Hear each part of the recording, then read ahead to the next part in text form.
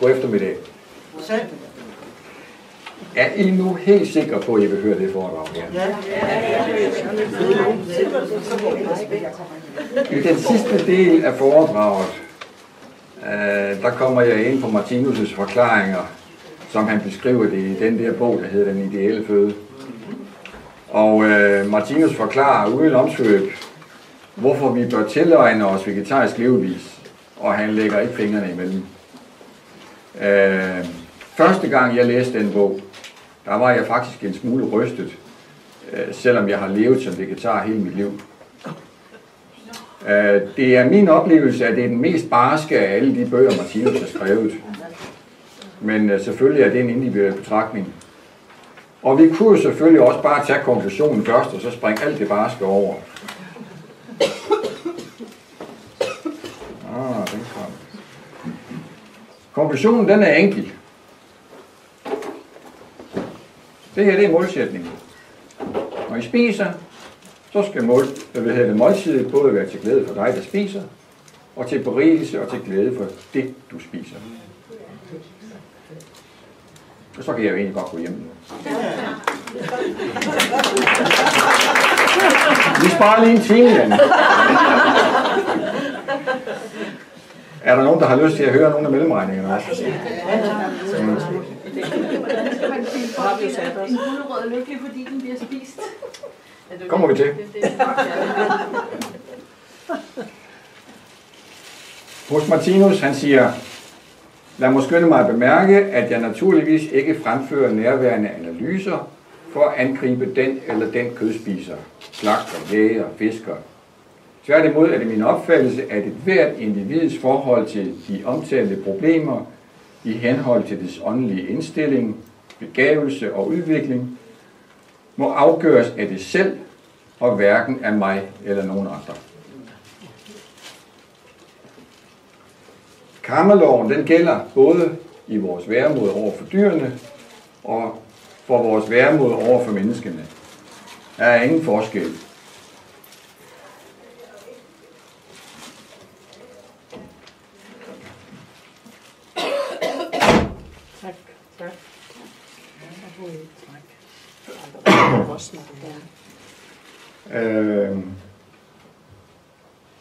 Alt det kan ikke ske bare ved at gå og prædike vegetarisk kosternæring. Det har ligesom ikke rigtig nogen virkning over for mennesker, der i højeste grad kan mænde og dræbe dyrene. Men det sker helt automatisk igennem karmelovens belæringer. Når Martinus han inkarnerede her på kloden, så var det for at plante en inspiration, så læretiden, lidelsesforløbet, kunne blive så begrænset som muligt for menneskeheden. Dels i form af direkte viden, i form af bøgerne, og dels i form af den åndelige impuls, der blev sået her på kloden, da han inkarnerede. Nu har I så fået både mine og Martinus' forbehold, og så kan vi prøve at starte lidt. Først en lille smule om foredragets indhold. Ultrakort om mig selv, mine forudsætninger for det hele til at snakke om det her. Lidt om vegetarisme i al almindelighed. Noget om, hvad det vil sige at være vegetar i særdeleshed. Og om, hvorfor det er hensigtsmæssigt at være vegetar. Mine forudsætninger. Ja, mine forældre, jeg var så privilegeret, at mine forældre de valgte at leve vegetarisk, da jeg blev født. Det var meget praktisk. Men jeg skal sige, at det er ikke nogen garanti for, at man så også bliver ved med at være vegetar. Jeg kender mange, som er opvokset i vegetarhjem, og som ikke har kunnet holde stilen. Og det er så deres problem. Jeg betragter det som en privilegie at inkarnere et sted, hvor jeg kunne leve vegetarisk. Min far var gartner. Han drev et biodynamisk gartneri, og var i mange år den eneste biodynamiske drivhusgartner i Danmark. Han forsynede næsten samtlige helsekostforretninger over hele landet med varer, og mine forældre de gik også til Martinus-foredrag inde i Odense, ved Martinus og Mogens Møller og Gerner Larsson. Ikke det var noget, der fyldte min barndom. Jeg vidste ikke frygtelig meget om det. Det var jo noget, der var.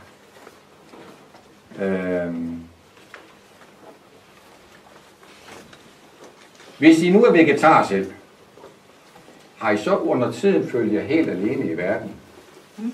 Ja. For 30 år siden, ikke så svært i dag. For mit vedkommende, så levede jeg i 2 forskellige verdener. Jeg levede i den derhjemme med nogle travle forældre, og så den i skolen. Og de 2 verdener, de vidste så godt som intet om hinanden. Om jeg blev mobbet, da jeg gik i skole, på grund af min madpakke? Nej, det kan jeg ikke påstå. Jeg tror bare, at de fleste de var misundelige, fordi jeg havde en hel agurk med i skole hver dag om sommeren. Jeg er ovo-lacto-vegetar. Skal jeg komme tilbage til det udtryk senere. Jeg har aldrig drukket mælk, men som barn var jeg rigtig glad for at spise ost. Og desuden så er det ret praktisk, når man rejser, at man ikke er alt for vanskelig. I hvert fald i visse lande. Det er yderst begrænset, hvad jeg køber af mælkeprodukter, når jeg er derhjemme, og jeg går mere og mere i retning af at blive veganer. Så har jeg altid haft det privilegie at møde stor forståelse, når jeg fortæller bekendte om, at jeg er vegetar. De fleste har dog ofte travlt, det kender I sikkert, med at fortælle, at de skal heller ikke spise ret meget kød.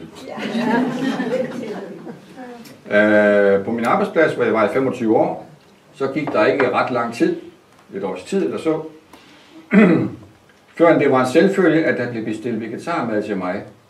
Jeg behøver aldrig nogensinde at nævne det. Det var en selvfølge. Jeg havde endda et par kollegaer, som udtrykte, at de foretrækker at spise det samme mad, som jeg fik.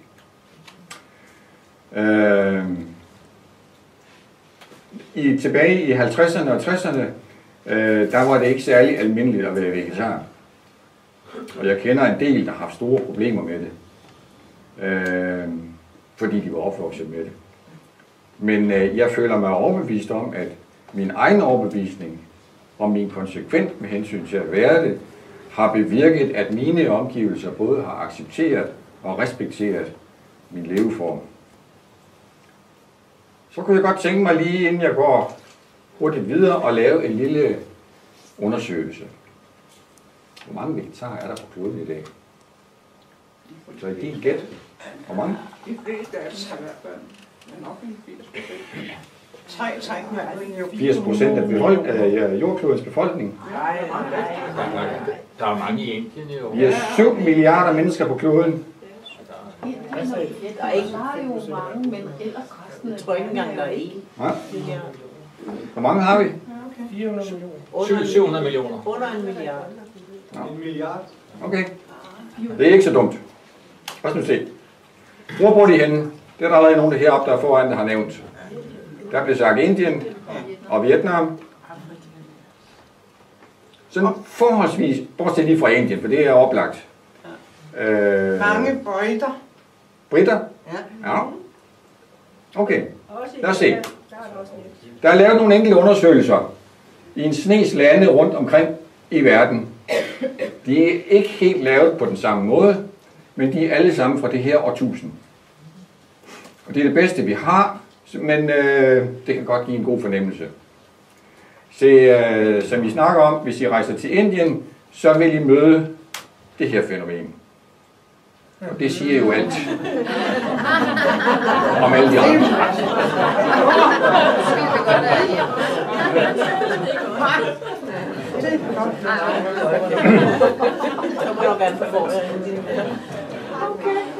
I Indien, der kan I stort set få noget at spise hvor som helst. Det man bør mest kigge efter, det er hygiejneforholdene. Selvom risikoen for at få maveproblemer er enormt reduceret, når de animalske produkter er udladt. Jeg kender mange, også ikke-vegetarer, der spiser vegetarisk, når de er på rejse. Simpelthen af sikkerhedsmæssige grunde. Men nu har vi nævnt Indien. I har ikke nævnt det land, der sådan forholdsvis har de fleste vegetarer.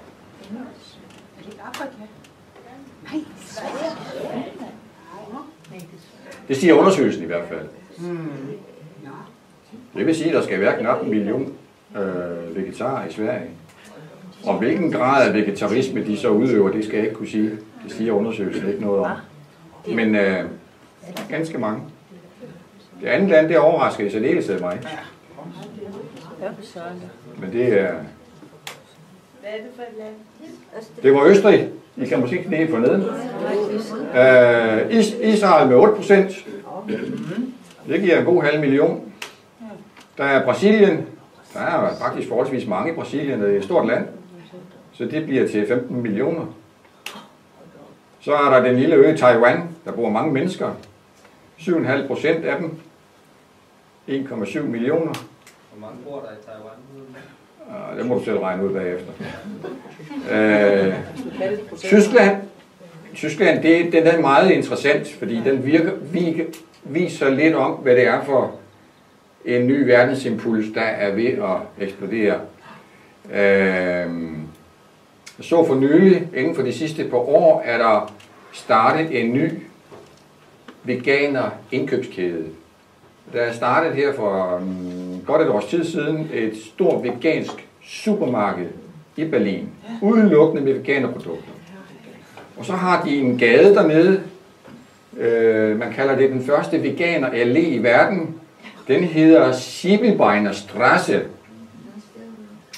Over det seneste par år er der her åbnet 16 veganer restauranter.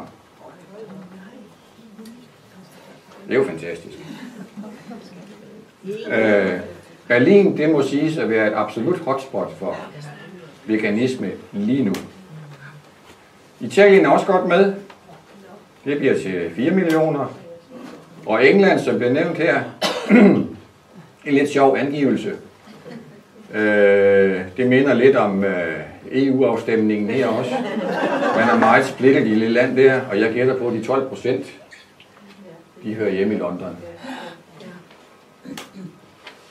Så er der en række lande med mere end 2,5% vegetarer, heriblandt Danmark. Det siges, ifølge de der undersøgelser, at der er omkring 220.000 vegetarer i Danmark. Cirka 4%. Og så er der nogle lande med mindre end 2,5% vegetarer. Alle har mere end 2, bortset fra et af de undersøgte lande, det er Portugal. De har kun 1,8. Og så er der alle de gode blancene heroppe. Jeg gætter på, at det nok ikke har været særlig relevant at lave en undersøgelse der. Men jeg kan godt måske gætte på et par undtagelser. Det er for eksempel Malaysia. Jeg kan godt forestille mig, at der var mange i Malaysia. Du har nævnt Vietnam. Jeg kunne måske også have en anelse om, at i Mexico kunne der være en hel del. Og der kan også være andre. Men man har nok primært lavet undersøgelsen af de steder, hvor der var en formodning om, at der var mange. Talt sammen 670.000, så der var en hernede, der var ret tæt på. Millioner. 670 millioner, ja. Meget stort andel af dem, kan I se, bor i Indien. Kina bliver til 55 millioner. Jeg havde for øvrigt den overraskende oplevelse, da jeg var i Kina for et par år siden. Jeg har ikke de store forventninger om, hvad man kunne få at spise i Kina. Og så gav jeg mig til at søge på den website, der hedder Happy Cow, hvor man finder vegetariske restauranter rundt omkring i verden. Og inden for den firkant i Beijings centrum, så den inden for nogenlunde rimelig rækkevidde på gåben, der var der 50 vegetariske spisesteder. Fine og flotte, og de fleste er buffet-ting, så det er ganske fortrindeligt. I Brasilien, på grund af deres store befolkningstal, 15 millioner. USA, det er ikke særlig fremragende, de har 2,6%, men det bliver til mange, når man er mange mennesker. Og endelig så er der også Rusland med cirka 5 millioner. Sjovt nok er der forholdsvis flere vegetarer i Rusland end i USA. Så engang der vil man have den opfattelse, at dette at indtage dyrs organismer som føde, det er lige så barbarisk som vi synes, at kannibalisme er det. Og nu må I ikke misforstå mig og tro mig, at jeg kritiserer mennesker, der spiser kød. Personligt foretrækker jeg at være sammen med en kærlig og tolerant kødspiser, end med en fanatisk og intolerant vegetar. Men det er min opgave at vise menneskene alle de områder, hvor de overtræder loven for tilværelsen, det vil sige kærlighedsloven, og derfor er det nødvendigt, at jeg påviser alle de overtrædelser, der finder sted i menneskets forhold til sin egen mikroverden.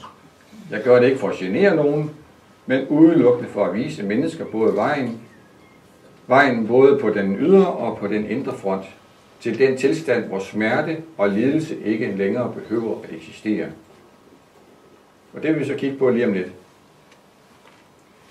Det der med mikroverdenen, det er jo ikke noget, der er bekendt for ret mange, at det har nogen som helst betydning. Men hvorfor er der så mange, der allerede er blevet vegetarer? De færreste her på kloden kender jo til Martinus' tanker. Det må vi jo sige. Hvorfor? Jeg har plukket nogle af de mest oplagte begrundelser ud. Oplagt er det selvfølgelig religion. Vi har nævnt hinduismen, eller rettere, vi har nævnt Indien, og de har et ideal derude om ikke at øve vold imod dyr. I kender alle sammen omkring de hellige køer. Så er der forskellige buddhistiske retninger. Mahayana-buddhisterne for eksempel anbefaler vegetarisme som gavnlig for udviklingen af barmhjertighed. Syvendedags adventisterne, mindst halvdelen siges at leve vegetarisk. Det var dem, der etablerede den fabrik, der hedder Nutana, som de fleste af jer sikkert kender. Og så vil jeg nævne Hare Krishna. Det er egentlig også noget hinduistisk. Det er dem med Govinda-restauranterne rundt omkring. Man kan næsten finde en Govinda-restaurant i de fleste store byer verden over. Så er der en anden god grund. Eller andre gode grunde. Det kan være etiske grunde. Det kan være udslag af den globale opvarmning, fordi det er blevet hjertesag for mange at være miljøbevidst vegetar. Det kunne der siges meget om. Miljøbevidsthed, så er der selvfølgelig sundhed, det er helt oplagt. Nutana opstod for eksempel i sin tid, fordi mange blev beordret til at leve på en anden måde af deres læge. De måtte ikke spise fed mad og kød og sådan noget der. Og så lavede Nutana oprindeligt nogle produkter, som lignede lidt. Og vi, der er vokset op med det, bryder os ikke ret meget om det, fordi det minder for meget om noget, vi ikke kan lide. Så er der selvfølgelig den faktor, der hedder hungersnød. Det kan enten tvinge nogen til at være det, fordi de ikke har råd til at købe det, men det er jo også et problem, at 80% af landbrugets areal rundt omkring i verden, det bliver brugt til dyrfoder. Endelig er der jo Martinus' den ideelle føde. Det er simpelthen en intellektuel beslutning. Det er selvfølgelig en uafvendelig udvikling, men i den sidste ende, så skal vi beslutte det intellektuelt. Hvad vil jeg så sige at være vegetar? Først lige et par sjove historiske bemærkninger. Ordet vegetarisme kan føres tilbage til 1847. Det vegetariske Society i London blev grundlagt i 1847. De hævder at have skabt ordet vegetar ud fra det latinske ord vegetus. Og sjovt nok så betyder det jo livlig, helt sund eller frisk. Det er jo ganske pudsigt, synes jeg. Det er næppe nogen tilfældighed, at det netop blev England, der stiftede den første vegetariske forening i Europa, når man tænker på deres massive tilstedeværelse i Indien i kolonitiden. Til de personer, I møder på jeres vej, der stadigvæk tror, at man kan spise røde bøffer, eller man skal spise røde bøffer for at være fysisk stor og stærk, så kan jeg fortælle, at undersøgelser for nylig har påvist enorme mængder af strontium i knoglerne på gladiatorernes, på romertidens gladiatorer. Det var knogler fra gladiatorer nede i Efesos i Tyrkiet, som man har undersøgt, de viser dobbelt så højt indhold af strontium som i andre. Det antyder, at disse veltrænede folk, for det var de, det var et barskt liv, de levede, men det antyder, at disse folk næsten udelukkende har levet af vegetarkost. Det er bevist. Hvis I slår op i en ordbog eller leksikon i dag, så vil de fleste af dem mene, at det engelske ord vegetarian blev dannet ud fra ordet vegetable, og så tilført et suffiks. Det er betydeligt mere sprogligt korrekt, og det er det, man bruger i dag. Hvad vil det sige at være vegetar? Jeg vil gøre meget hurtigt, for I kender det hele. Veganer. Ja, de spiser hverken kød, fjerkræ, fisk, æg, mælk eller honning. Og formentlig køber de heller ikke lædermøbler, går ikke i lædersko osv. osv. De bruger ikke noget fra dyr overhovedet. Så er der en masse forskellige afarter. Laktovegetarer, de kan godt spise mælk og honning. Der er ovo-vegetarer, de kan godt spise æg, men de drikker ikke mælk. Så er der nogle lacto-ovo, nogen. De kan godt spise både mælk og æg og honning.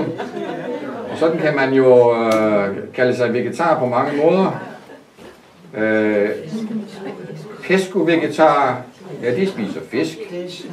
Det hedder under har det stået hos Vegetarforeningen tidligere.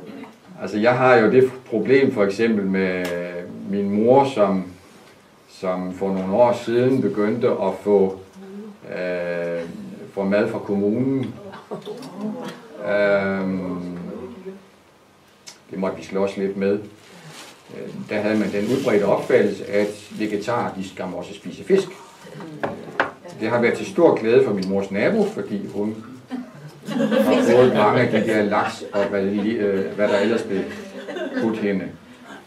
Hun spiser dem med største fornøjelse, det er jo fint. Udover det på planchen heroppe, så er der endelig en variation, som jeg engang hørte Ole Terkelsen omtale lidt foragteligt i et foredrag. Det var lacto, ovo, pesco, pollo, carno vegetarer. Ja, den der med carno, den er god. Endvidere, så er der på det seneste dukket endnu et par begreber op. Jeg skal bare nævne 2 af dem. Den ene, det er raw food. Jeg er ikke nødvendigvis vegetar, fordi man spiser raw food, men i og med, at man ikke opvarmer noget over 42 grader, så er det måske meget praktisk, at det er ret vegetarisk. Der dukker sandelig raw food restauranter op rundt omkring, også i Danmark. Og min gode ven Tommy, han fik konstateret en prostatacancer for 10 år siden. Blev opereret, men sagde pænt nej tak til både stråling og til kemo. Han begyndte efter anvisninger fra, Strårup på Sjælland, at spise raw food. Det har han gjort siden, så det er 10 år nu. Og han går til regelmæssige undersøgelser på Rigshospitalet, og de fatter ikke en bønne, fordi at hans tal, som man nu tester i blodet, de ligger fint og konstant, og måske endda oven i købet en smule faldende, og det forstår de ikke. Han fortæller vidt og bredt om, hvad det er, han gør, og siger, jamen bare bliv ved med det er fint. Men så er der også samtidig en, der spørger ham, hvorfor han dog ikke vil have det der sådan en kemobehandling. Så siger han til dem, jamen så kan jeg jo ikke gå på arbejde, og så er de i hvert fald ned af stolen, fordi går du på arbejde? Det kan du da ikke i din situation. Jo, han har fint passet sit arbejde de 10 år. Han er bygningshåndværker. Den anden, jeg vil nævne, det er frutianisterne. Eller fruktianere. De indtager en kost af frugt og nødder og frø og andre plantedele, såsom agurk og tomat, som kan samles ind uden at skade planten. Tanken bag er den, at frugter kan spises uden at ødelægge selve planten. da den netop er dannet for at blive spist. Det sidste her, og jeg tror ikke, at fruktianismen er lavet af Martinus folk, men det sidste her er særlig interessant for os, der har læst Martinus, og ved lidt om fremtidens perspektiv. Så det er allerede begyndt at manifesteres. Det meste af det, jeg har fortalt om indtil videre i dag, det er vel det, som Martinus han kalder mål- og vægtfacitter. Det er altså noget, vi kan måle til os frem til. Det er det, Martinus han kalder sansning fra neden, eller som han skriver i kapitel 12, tankeprocesser nedefra. Stofsiden, det er videnskabens måde at udtrykke sig på.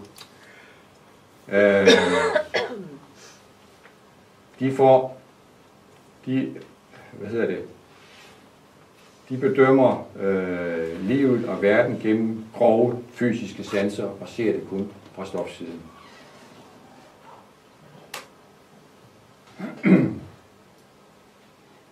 Som Martinus selv udtrykker det, så er det ikke hans opgave at skrive kogebøger eller berette om vitaminer og mineraler. Det er videnskaben rigtig god til. Martinus taler således om tankeprocesser oppefra. Ved tankeprocesser ovenfra forstås den højeste sansning eller oplevelse gennem den hellige ånd, hvor alt iagttages fra livssiden. Det er væsentligt, måske i relation til det her emne, at kende til at skelne mellem de to begreber.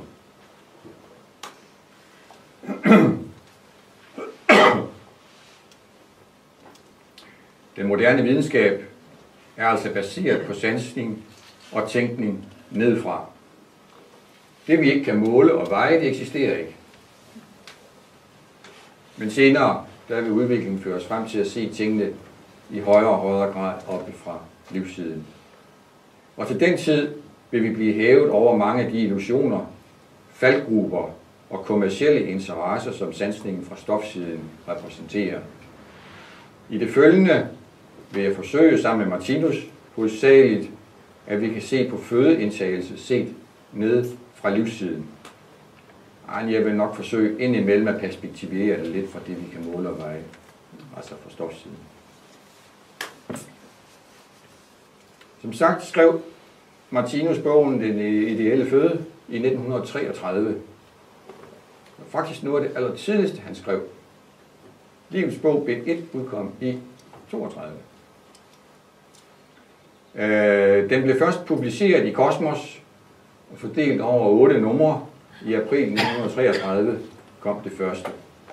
Og senere er den så optrykt som småbog flere gange. Første gang i 42.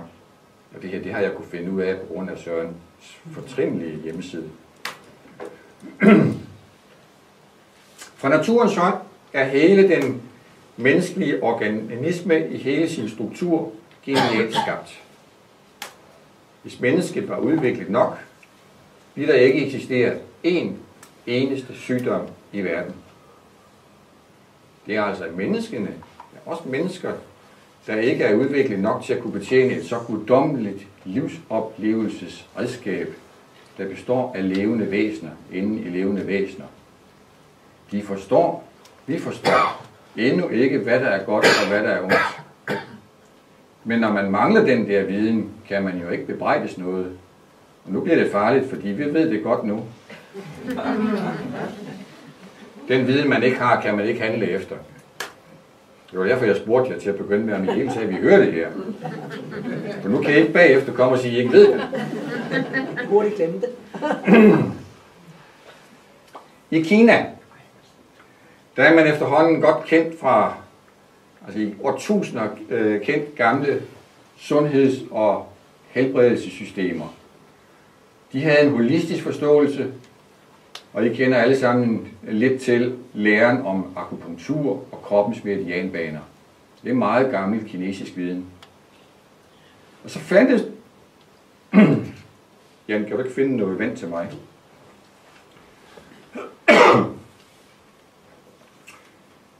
Så fandtes der et system i det gamle Kina, hvor huslægen blev betalt i slutningen af måneden. Og han fik kun penge, hvis der ikke var nogen, der var blevet syge.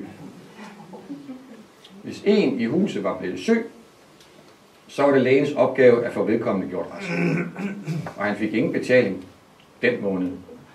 For han havde jo ikke gjort sit arbejde godt nok. Lægens arbejde var at forebygge et dårligt helbred ved at give familierne de rigtige levevaner og den rigtige føde. Han havde en personlig interesse i, at ingen blev syge. I dag er det omvendt.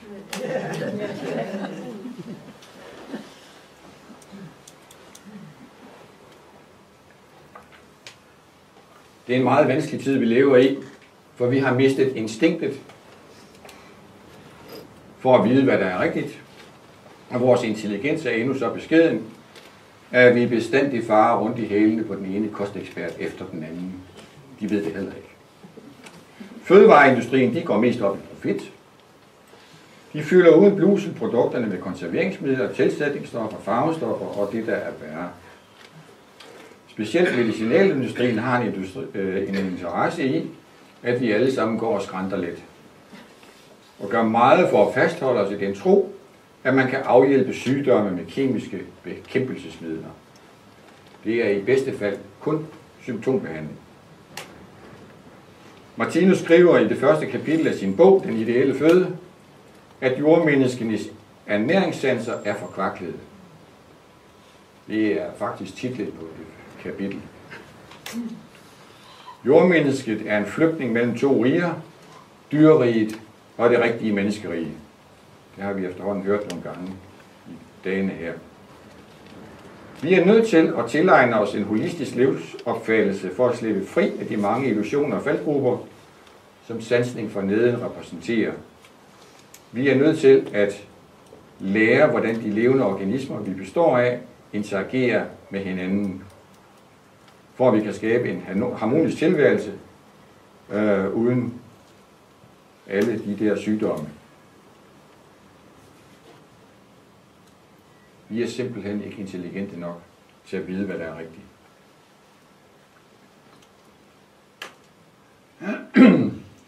Det burde være åbenlyst for enhver, at mennesket er under udvikling fra en primitiv og grov dyrisk tilstand til en mere forfinet form for tilværelse. Det burde også være indlysende, at en mere forfinet organisme nødvendigvis må have en mere forfinet vedligeholdelsesmateriale eller næring. De jordiske kulturmennesker er endnu ikke bevidst om, og har endnu ikke tilegnet sig ernæringssanser, der skaber naturlig sult og tørst. Det er alle sygdommene og alle lidelserne et bevis for. Jeg vil altså sige, at løver, de skal have løvemad. Og vi mennesker, vi skal finde ud af at spise mere og mere forfinede produkter. Mine forældre, de kendte engang nogle meget velmenende mennesker, som havde en kat. De boede i en lejlighed op på anden sal, og de levede vegetarisk, og det mente de der også, at det ville være godt for katten. Så de spiste det samme. Den spiste det samme som dem. Efter nogle år, så begynder katten at ramle ind i bordbenene og forfejle sine spring og så videre. Den må ved at blive blind. Og det ændrede sig først, da de her velmenende mennesker, de begyndte at give katten kattemad. Den var ikke bygget til det der vegetariske pjat. Undskyld. Hvad skal vi så spise?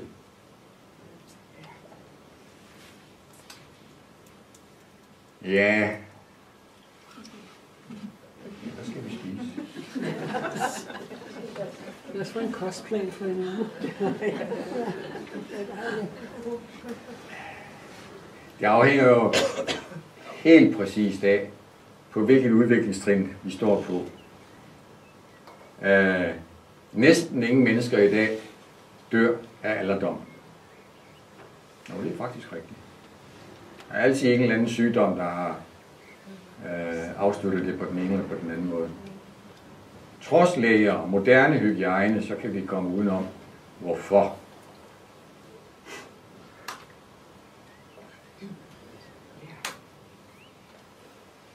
på grund af fejlernæring. Forkert ernæring. På vikingetiden, der var man betydeligt nærmere ved dyreriget. Kød passede til legemstrukturen. Det er derfor, man tror, at de der store, stærke mænd, de er nødt til at spise kød for at være store og stærke. Det skulle man dengang. Det skal man ikke længere. Siden er der sket en forandring i såvel legeme som tankevirksomhed og blodsystem. Det er ikke muligt for os at leve, som vi gjorde på Rolf Krakes tid. Råvarerne dengang, de var nok i nogen grad sundere, end de er i dag. Men råt kød og grove fødevarer, de passer ikke længere til vores legemstruktur.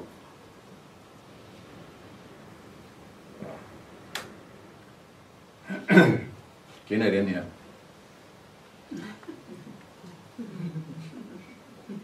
Hvorfor har vi det så dårligt? Vi synes, vi gør det alting rigtigt. Ja, hvorfor må det? Der er rigtig mange faktorer inde i billedet. Som sagt skal rovdyr, de skal bestå af stof fra mikrovæsener, der er rovdyr. Og de skal spise rovdyrene. I kan huske historien om katten. Det forekommer næsten at være enklere at være rovdyr, end at være der, hvor vi er nu. Men lad os nu lige se. Vores nuværende fysiske form, den er betinget af 3 faktorer. Lige nu skaber vi fundamenterne for vores kommende tilværelser. Kontinuerligt, hele tiden, i vores væremåde og vores gøremåde. På samme måde er vi resultater af vores fortid. Men vi har egne arveanlæg fra tidligere tilværelse. Det er både kammerloven og talentkerner. Men vi arver naturligvis også fra vores nuværende far og vores nuværende mor.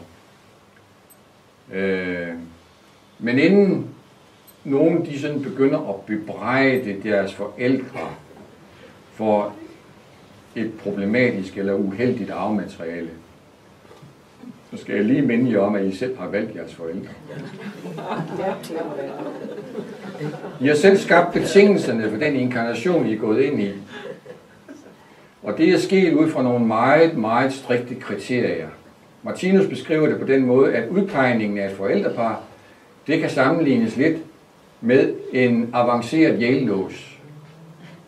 Nøglen passer kun der, hvor man kan finde lige præcis de optimale betingelser for den udvikling, man har valgt at få pusset af. Hvad sker der her? Hvorfra? Det ved jeg ikke, hvorfor den vil gentage det. Det gør den også. Gentagelsen bare må forstå. Ja, jeg tænker. Så den der, vi har frem. Vi er alle sammen diamanter. Og skal slibes. Vi er mere eller mindre fuldkomne. Der er stadigvæk nogle facetter, der trænger til at blive slibet eller poleret. Men hver gang vi inkarnerer, sliber vi på den facet, der trænger mest. Det er da betryggende at vide, ikke? Så ser det hele ikke ud så slet så vanskeligt længere. Forældrearven, den dominerer frem til 30-årsalderen.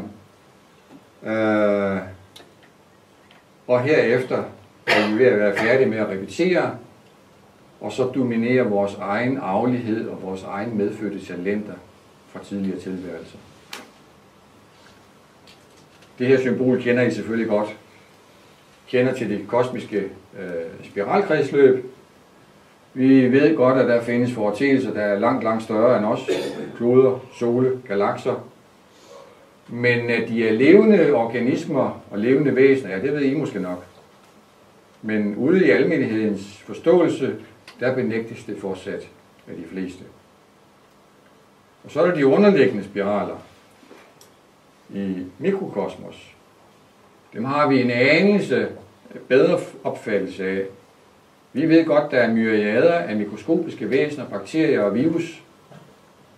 Men ofte opfatter vi disse som noget, der skal bekæmpes, noget, der skal slås ihjel. Vi bruger antibiotika, og andre giftstoffer på samme måde som i landbruget, som i stor stil forgifter miljøet i stedet for at skabe en fornuftig harmoni og balance i organismerne. Og uden at vide, at langt de fleste mikroorganismer ikke alene er ufarlige, men de er også fuldstændig uundværlige. Vi lever altså i et makrovæsen, som giver os de betingelser, som vi har brug for. Og I kender symbolet her. Hvis I placerer jer selv her som makrovæsen i centrum, ja, så er vi jo omgivet af en række organer. Så vidt jeg husker, er der nogen af 70, men her på symbolet er der bare blevet plads til 8. Hver af disse organer er opbygget af mindre dele af celler, og hver af de celler er opbygget af endnu mindre enheder, og så fremdeles. Der er ingen nedre grænse i det symbol, der er heller ikke nogen øvre grænse. Vi lever altså i et uendeligt system af livsenheder inden i livsenheder. Lad os lige bare ganske kort se på os selv. Vi befinder os i slutningen af dyreriget, et eller andet sted i det område heroppe.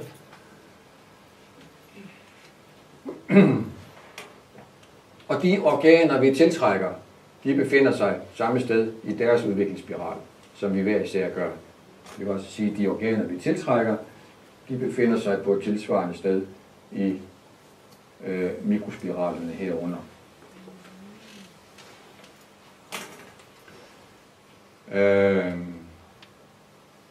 Men disse organer, de gennemlever deres livscyklus hurtigere, end vi gør. Deres tidshorisont er væsentligt anderledes end vores. Det er en medvirkende årsag til, at vi ældes. Vi bliver simpelthen overhalet indenom. Tilsvarende er vi makrovæsen for et stort antal celler. Faktisk ganske enormt mange. Nogle af de her celler, de gennemlever deres livscyklus på ganske få dage eller uger. Andre er noget længere om det. Men efter et år, så har vi faktisk udskiftet mere end 80% af organismen. Cellerne, vi tiltrækker, de må nødvendigvis hentes præcis fra den del af spiralafsnittet, vi selv er kommet til. Endelig så råder vi over et helt enormt antal eksterne medarbejdere, bakterier. Dem er der enormt kolossalt mange af. Og husk, de fleste af dem kan vi slet ikke undvære. De er ikke så store, men alene i tarmsystemet udgør de adskillige kilo. Og deres livscyklus er meget kort. Nogle af dem kan måles i minutter. Jeg har hæftet mig ved, at videnskaben i dag nu er begyndt at ændre deres sprogbrug. Det er også lidt interessant. Man har indtil nu talt om bakteriefloraen. Det er jo så et udtryk for plantematerialer. Det er egentlig lidt misvisende. Nu er man begyndt i stedet for at omtale eller tale om mikrobiomer i stedet for. Det er betydeligt mere korrekt. Så har jeg, det skal jeg ikke hæfte mig ret meget ved her, jeg så en artikel i Illustreret Videnskab. De 99% bakterier der refererer til det genetiske materiale i disse bakterier, altså ikke til deres antal. Men det er interessant, fordi en lille passus i den artikel, der hører til, skriver de, at forskningen i mikrobiomet kun lige er begyndt. Den nutidige måde at angribe sygdomme med antibiotika på svarer til at sprøjte en ukrudtsfyldt have med gift, lade den ligge brak, og så håbe på, at de grøntsager, man drømmer om, selv vil slå rod og spire. Læg lige mærke til, at det er ikke et alternativt tidsskrift. Det er ikke vegetaren. Det er Illustreret Videnskab, et kulørt magasin, som udkommer i ganske stort oplag og læses af rigtig, rigtig mange mennesker. Almindelige mennesker, hvis der findes sådan nogen. Alle væsener har med to generelle former for vibration at gøre. Egen vibration og stoffets egen vibration. Alt stof har sin helt særlige vibration. Og det er måske indlysende, når vi taler om guld og sølv og jern og platin og så videre. Og det er for eksempel grundlaget for, at vi har kunnet konstruere atomure. Det første atomure, der blev konstrueret, det blev bygget ud fra svingningsfrekvensen på cesium-33. Og I ved sikkert et eller andet om, eller har en fornemmelse af, at sådan et atomur, det går uhyggeligt præcist. Men stoffer som kød og blod og salt og frugt og så videre, har også helt deres specielle vibrationsidentitet.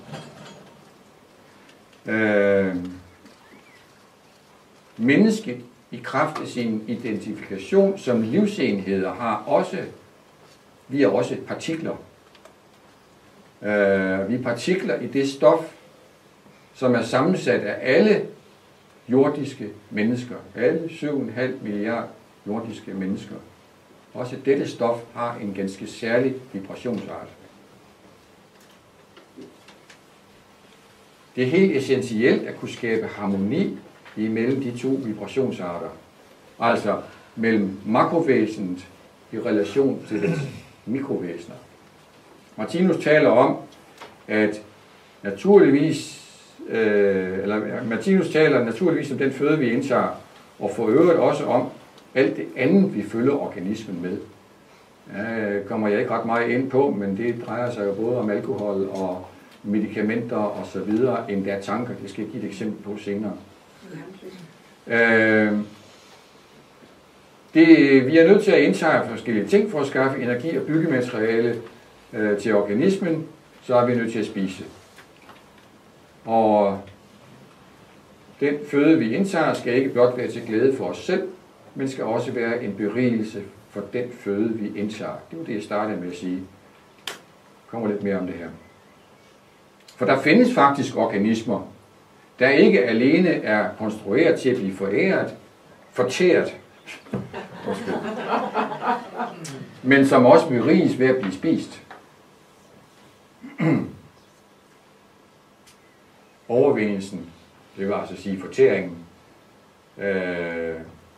skal betyde harmoni og lykke. Men hvis den betyder død og lemlæstelse,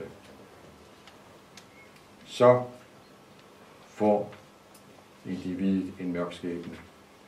Vi er i fuld gang med at ændre vores fordøjelse fra at være en slagmark af drab og ødelæggelse til at være et sted, hvor stoffer og energier beriger hinanden. En ting er, at vi dræber nogle dyr for at få mad. Men vi fortærer også deres organismer, og i den proces dræbes og ødelægges dyrs organer og deres celler på meget brutale måder.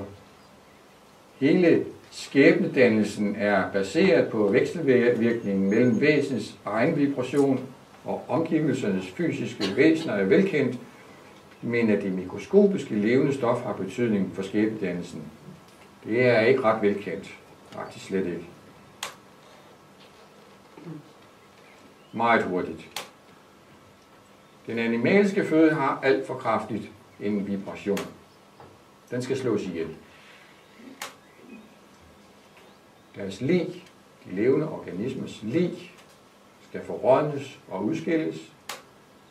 Tilbage bliver en lille rest, der optages i organismen, og den proces, der udsætter menneskelægemet for en permanent overanstrengelse. Animalsk føde er den fundamentale årsag til de fleste organiske lidelser i denne verden. Jeg kom til at tænke på Ragnarok, når jeg tænker på, hvad der foregår nede i fordøjelsen. Det er jo næsten det samme som en krigsskueplads. Jeg kom derfor til at tænke på Martinus' beskrivelse og forklaring på religionernes begreb helvede. Det findes ikke på andre steder end i os selv. Helvede, det er ikke nogen strafanstalt med glående ildsteder, til evig forbrænding af levende væsener. Men det er i det daglige liv som en særdeles velkendt realitet i det al sygdom, sorg og pine af helvede. Der findes ikke noget andet helvede. Sygdom, sorg, pine, elendighed er udtryk for virkninger af de handlinger, som ikke har været i kontakt med de evige love, der opretholder verdensaltet. Helvede bliver på den måde et udtryk for den samlede disharmoni i tilværelsen.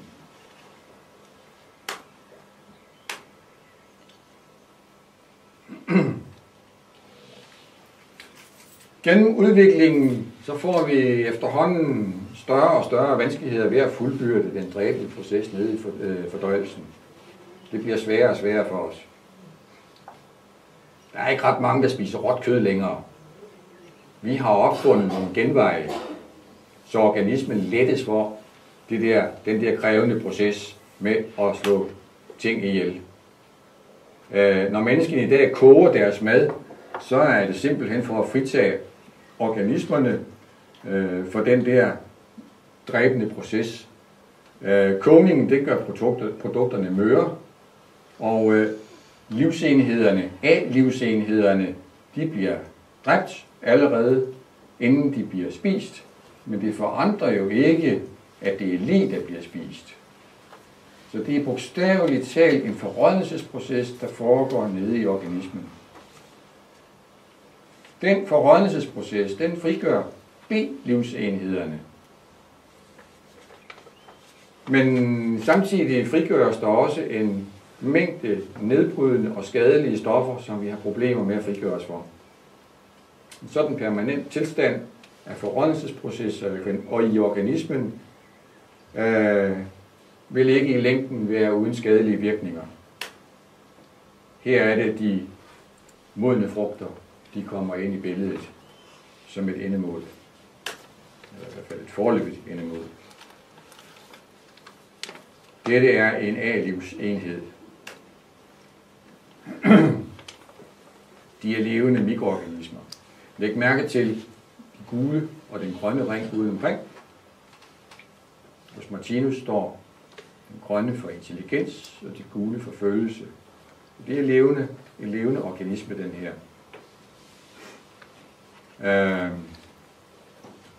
Disse A-livsenheder er for tæt på vores eget udviklingstrin.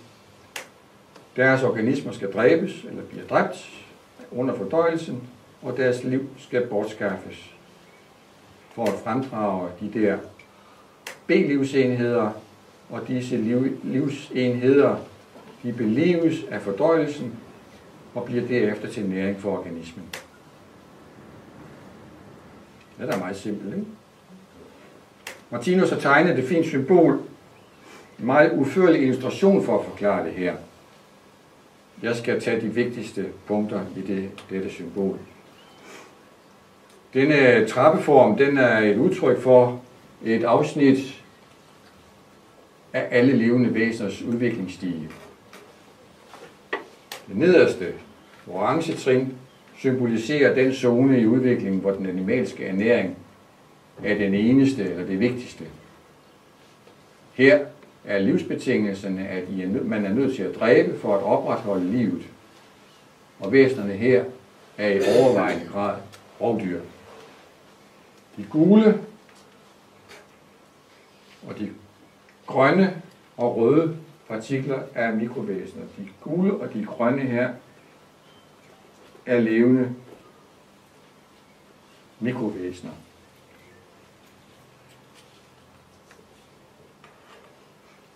Disse levende livsenheder danner den materie, som vi udtrykker som værende animalsk. Martinus beskriver de animalske livsenheders rejse gennem fordøjelsesorganerne, som jeg har nævnt som det rene Ragnarok. De består af mikroorganismer, der får en meget unaturlig død. Vi kan lige prøve at se, hvordan Martinus udtrykker det her. Du kan selv læse.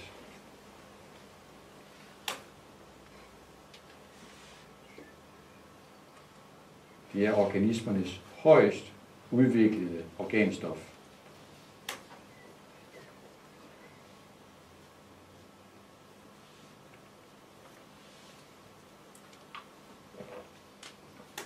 Disse livsenheder, de har en vågen, dagsbevidst livsopfattelse.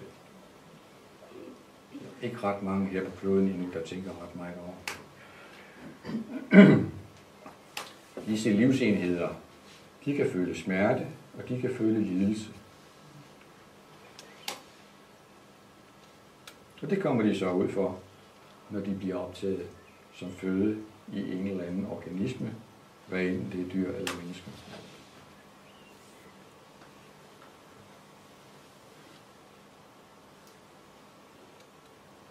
Ja, nu kan jeg også bare stemme lidt.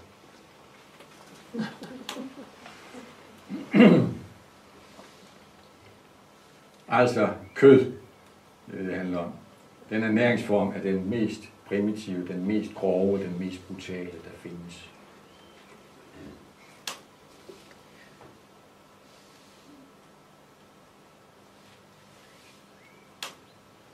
At det er mikrovæsener ændrer ikke karmeloven.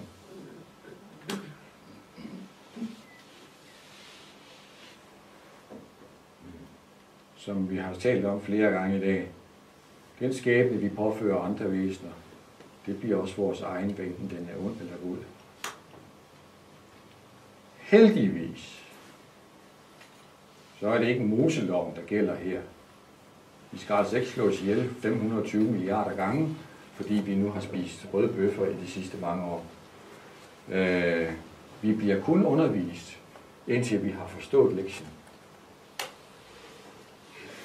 Vi går lige tilbage til symbolet her. Det næstnederste trin på symbolet symboliserer den del af dyreriget, hvor det jordiske ufærdige menneske befinder sig.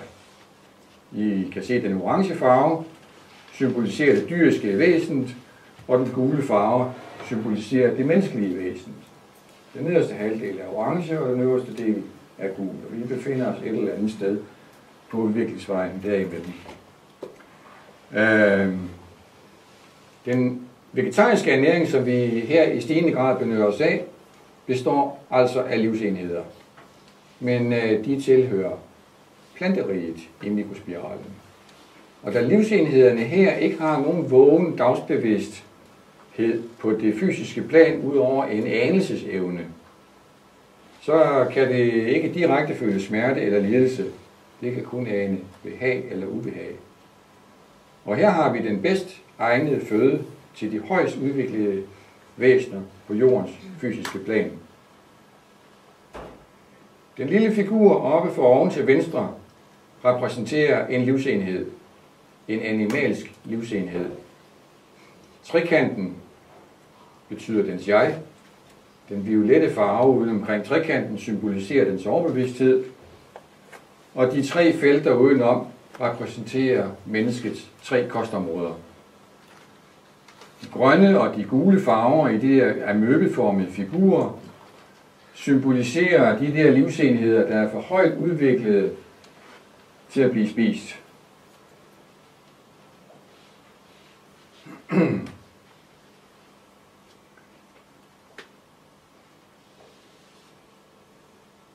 Det vil sige, at deres organismer de bliver til affaldsprodukter. Kun de små røde elementer, altså nogen, der har svært ved at få øje på dem, men de små røde elementer herinde, udgør de kraftelementer, der frigøres ved drabene. Den næring kan inkarnere i makrovæsens fysiske organisme som en livsfornyelse. Men vi kan jo sige, at ved at overgå til den her kostnydelse, så bliver væsenerne efterhånden helt fri af det dræbende princip med hensyn til ernæringen, og vil dermed frigøre sig fra den mængde af sygdomme, der plager menneskeheden. Trinet hører i nogen grad til dyreriget, og i nogen grad til menneskeriget. Den lille runde... Det har jeg sgu da sagt. Undskyld. Nå, vi tager en til.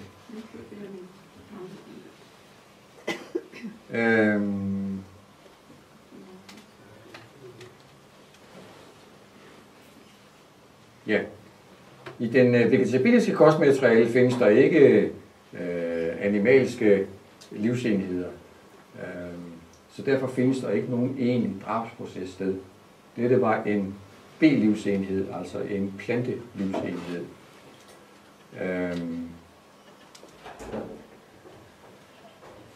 Dette skyldes dens lange ophold i de underlige verdener i deres lys og salighed. Plantevæsen er mæt af salighed, og det er derfor en nydelse for plantevæsen at opleve en modsætning til lyset. Den menneskelige vibration er dog for voldsom til, at vi udelukkende kan spise eller leve af modne frugter som hovedernæring. Men det kommer vi til på et tidspunkt inden alt for længe. Vores organisme er ved at blive omskabt til at kunne optage ernæringslivsenhederne direkte. Her er den sidste lille rest af drab elimineret ved kun at indtage modent frugtkød, hvilket vil sige, at vi udelukkende indtager B-livsenheder, der ikke er indkapslet i stoffer, der skal fordærves eller opløses.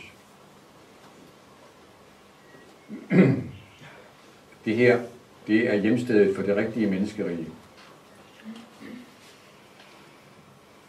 Så har jeg ikke omtalt overhovedet tankeernæringen. Altså det, vi fylder i hovedet, vi ser fjernsyn, vi hører nyheder osv.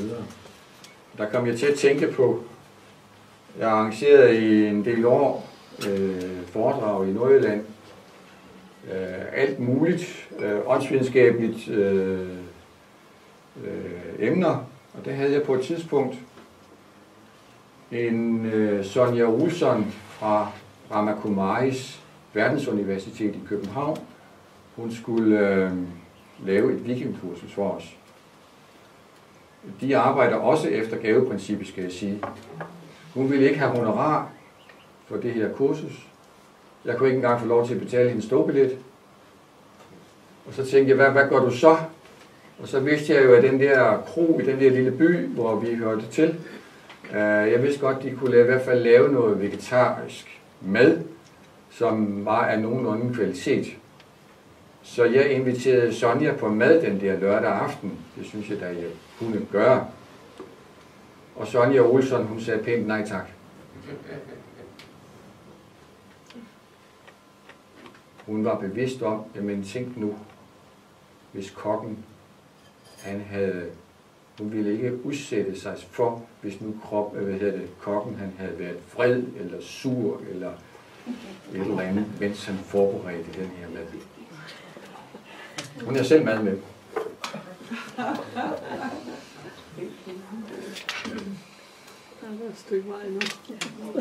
Det sidste trin heroppe, det vil jeg ikke sige ret meget om. Det hører hjemme for os i en meget, meget fjern fremtid. Der er vi ikke længere fysiske væsener. Så kostproblemer, de eksisterer ikke heroppe. Men den grønne farve symboliserer visdomsriget eller intelligensriget, og den blå farve på øverste trin symboliserer den guddommelige verden eller intuitionsriget. Så konklusionen er stadigvæk enkel. Det vigtigste bud, der gælder, du må ikke slå ihjel. Så når I spiser, så skal måltidet både være til glæde for dig selv, og til berigelse og til glæde for det, du spiser. Og så havde jeg tænkt mig, jeg ved ikke om det tillader tiden, Jan, jeg vil slutte med et lille stykke musik. Det var 4 minutter. Fordi den mentale tankematerie, nu har I været ført ud i nogle drabelige ting her. I seneste år, 5, 6, 10 år, har jeg haft for vane under tiden at fotografere min frokost. Så nu får I lige en lille kulinarisk rundtur på kloden. Som sagt, 4 minutter i selskab med Grieg og Per Gynt.